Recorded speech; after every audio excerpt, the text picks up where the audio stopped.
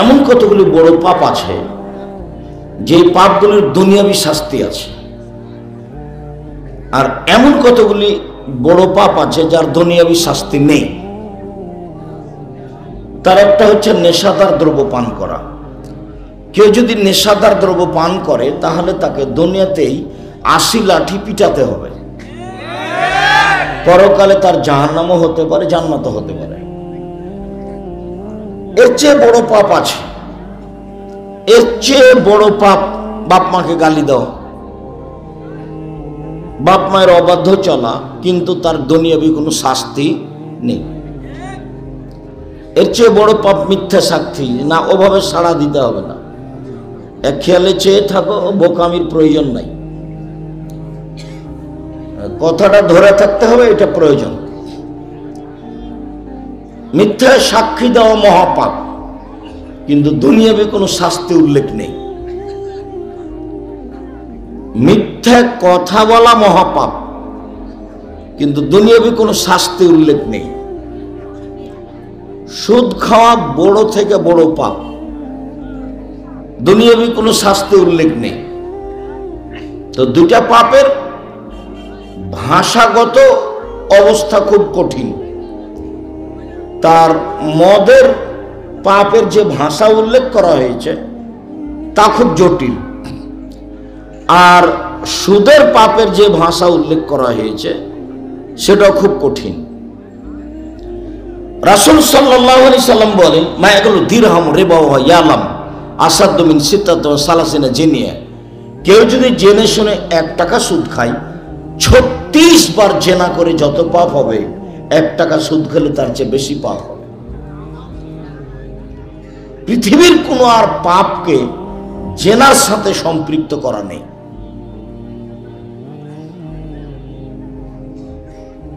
আবার সুদ খেলে দুনিয়াবি কোনো শাস্তি উল্লেখ নেই। রাসূল সাল্লাল্লাহু আলাইহি সাল্লাম বলছেন, আর রিবা 70 জুজান আইসারহান কারাজুল উম্মাহু। সুদের পাপের 70টা ভাগ আছে, ছোট থেকে বড়, বড় থেকে ছোট। তার সবচেয়ে যেটা ছোট পাপ সেটা হলো মার সাথে জেনা করলে যেমন পাপ হয়। তো মার সাথে জেনা ভাষায় তো কঠিন, বাস্তবতা তার কত জটিল, কত কঠিন। তো রাসূল সাল্লাল্লাহু আলাইহি সাল্লাম বলছেন, কেউ যদি 1 টাকা সুদ খায় তাহলে সুদের 70টি ভাগ রয়েছে পাপের, তার ছোট ভাগ হলো মার সাথে জেনা করলে যেমন পাপ। আবার আল্লাহর নবী বলছেন যে সুদ খাবে তাকে রক্তের নদীতে ফেলে দিয়ে পাথর থেকে, পাশ থেকে পাথর মেরে তার মুখটাকে ভেঙে দেওয়া হবে বারবার। এমন কোন পাপ নাই দুনিয়াতে যে পাপ করার পরে তাকে রক্তের নদীতে ফেলে দেওয়া হবে এবং পাশ থেকে পাথর মেরে তার মুখটাকে বারবার ভেঙে দেওয়া হবে। এরকম কোন পাপ দুনিয়াতে নেই। এটা একটা পাপ যেটা সুদ। আর সুদের ফলাফল হলো যে সুদ খাবে তাকে ভিক্ষুক হতে হবে, আজ হোক আর কাল হোক। কেন? আল্লাহ বলছেন ইয়ামহাকুল্লাহুর রিবা ওয়া ইউরবিস সাদাকাত।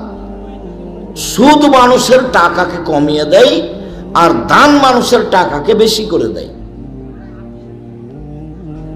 কথা দুটি কোরআন মাজিদের, কিন্তু হুবাহু বাস্তবে উল্টা। কেন?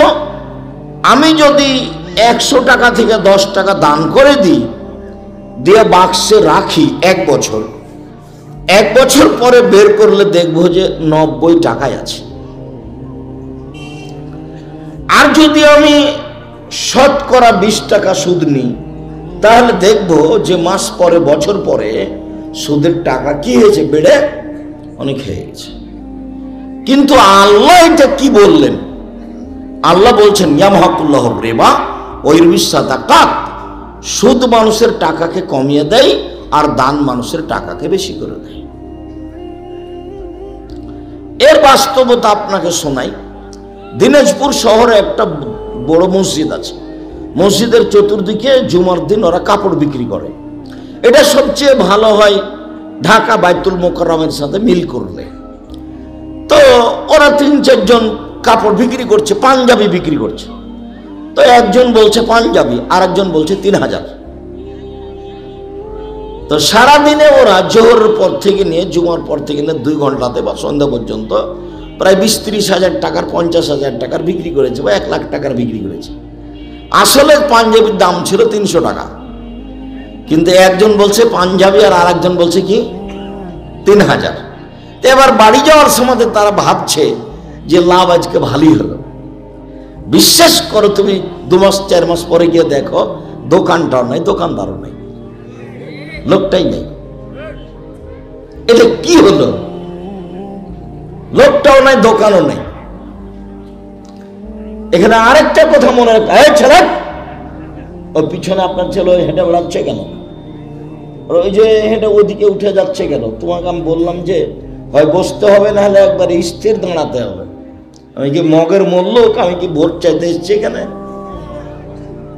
তা আপনি ওভাবে দাঁড়িয়ে গল্প করছেন, আপনার একটু লজ্জা হয় না কেন? আপনি শরম করেন না একটু?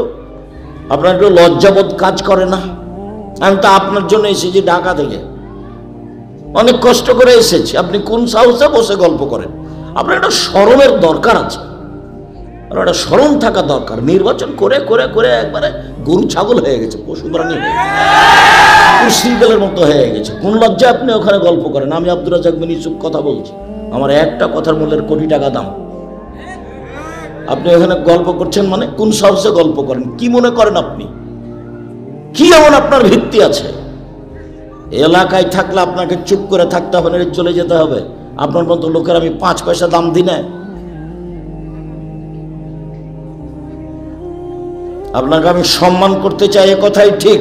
মুখ বন্ধ করে একবারে ভদ্রতা বজায় রেখে হয় বসে থাকবেন, না হলে দাঁড়িয়ে থাকবেন। আমি অল্প সময়ের মধ্যে কথা শেষ করব। আমি আপনার কিছু না কিছু উপকার করব ইনশাল্লাহ। আমি আমার জিন্দেগিতে জীবনে কোনোদিন আমি অপ্রয়োজনীয় কথা বলিনি। 33 বছর থেকে আমি বক্তব্য দিই, 33 বছর 90 সাল থেকে এখন পর্যন্ত আমি কোনোদিন অপ্রয়োজনীয় বাক্য বলিনি, কোনোদিন কেসা কাহিনী বলিনি, কোনোদিন মানুষের কাছে পথ খরচ পাথেও চাইনি। এটাই সেই দিনাজপুর, 1 পয়সাও দেয়নি, বিদায় করে দিয়েছে রাজশাহী। এটাই সেই দিনাজপুর। পরীক্ষা করে দেখেছে, দেখি টাকা না দিলে কি করে।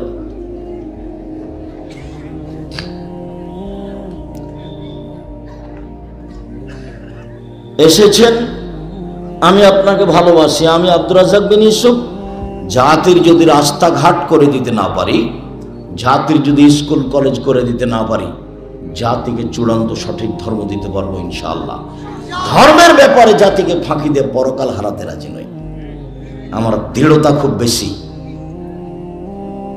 আমার জীবনে কোনোদিন কোন সভাপতি সেক্রেটারি, মসজিদের সভাপতি সেক্রেটারি কাউকে হিসাব করে আমাকে বক্তব্য দেওয়া লাগেনি, কোনোদিন না। ওকে আমি উঠাই আর বসাই। এইরকম আমাকে কোনোদিন আল্লাহ পিছে রাখেননি। আমার মনে বড় সাপ, আমি এই দেশের মাটিতে উন্নত মানের প্রতিষ্ঠান গড়বই গড়ব ইনশাআল্লাহ, যেখানে ছেলে মেয়ে বাংলা, ইংরেজি, আরবি উন্নত মানের শিক্ষা অর্জন করে জাতির অন্যায়ের বিরুদ্ধে লড়বে, মুখে কলমে মিডিয়ায় লড়বে ইনশাআল্লাহ। সেটাই জামিয়া সালাফিয়া।